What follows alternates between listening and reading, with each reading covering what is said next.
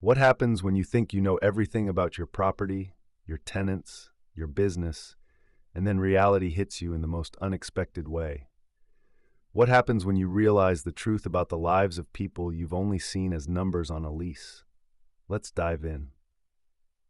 Maxwell Collins was a man with everything figured out. At least, that's what he believed. A sharp businessman, the kind of person who could negotiate a deal in his sleep. Maxwell owned several properties in and around the city, each one a testament to his success. His latest acquisition was a mid-sized apartment building, one he had purchased just a year ago, with plans to renovate and raise the rents. It was nothing personal, it was just business. But Maxwell was different from most property owners. He prided himself on being involved with every part of his business, from the paperwork to the tenants. He wasn't the type to let his properties run on autopilot, and he made sure that every one of his buildings had his signature stamp on it. He wasn't just an owner, he was the face of his properties. He knew the names of the tenants, their stories, the problems they faced. He prided himself on his fairness, his willingness to help out when needed. But even Maxwell knew there were some things better left undiscovered. Sometimes things were easier when you didn't know too much. But what happens when the truth is right in front of you and there's no turning back? Maxwell had an odd habit. Every now and then, when he was in the area, he'd walk through the halls of his apartment buildings just to get a feel for things. He'd listen to the sounds of people going about their day, the laughter of children playing in the halls, the chatter of neighbors in the stairwells. It was a way to remind himself of the people he was really working for, his tenants. It wasn't something he'd do often, but today was different. Today, he wanted to see what was really going on. The rent hikes were coming up soon, and he had a sinking feeling that some of his tenants might not be able to handle it. He was aware that not everyone was doing well financially. It wasn't a secret. Some of the tenants had been late on payments before, and others were in shaky living situations. Maxwell knew he'd have to be firm when the time came. After all, it was just business. But as he walked into his apartment building that afternoon, Maxwell had no idea that he was about to uncover something that would change the way he saw everything. He had no idea that the perfect, controlled world he'd built was about to crumble, piece by piece. Maxwell stepped into the building's lobby, his footsteps echoing softly. The place had that familiar smell, the musty scent of old carpeting mixed with the faint aroma of something cooking in one of the apartments. He greeted the janitor, who nodded back with a quick smile. Maxwell had always treated the staff well, believing that they were the backbone of the building. It was important to make sure everyone was happy, from the top to the bottom. He moved toward the staircase, but as he reached the second floor, something caught his attention. There was a door slightly ajar, a soft murmuring coming from inside. Maxwell frowned. It was unusual for tenants to leave their doors open like that. Curious, he crept closer, hoping to hear what was going on. As he got closer to the door, he paused. He recognized the voices. They were familiar. Two of his tenants, Jeremy and Troy, were in the apartment. They were both in their mid-30s, hard-working men who had lived in the building for years. Jeremy worked as a mechanic, and Troy had a job as a cashier at a local store. Maxwell had always thought of them as responsible, decent people. They paid their rent on time, never caused any trouble, and kept to themselves. But what he heard behind that door made his blood run cold.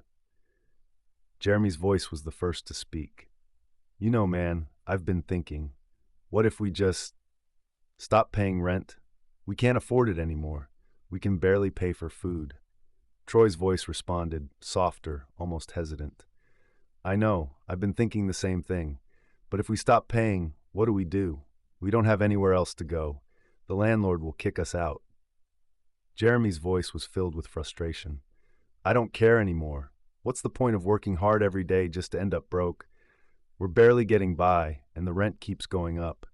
It's not right. We can't keep doing this." Maxwell's heart sank.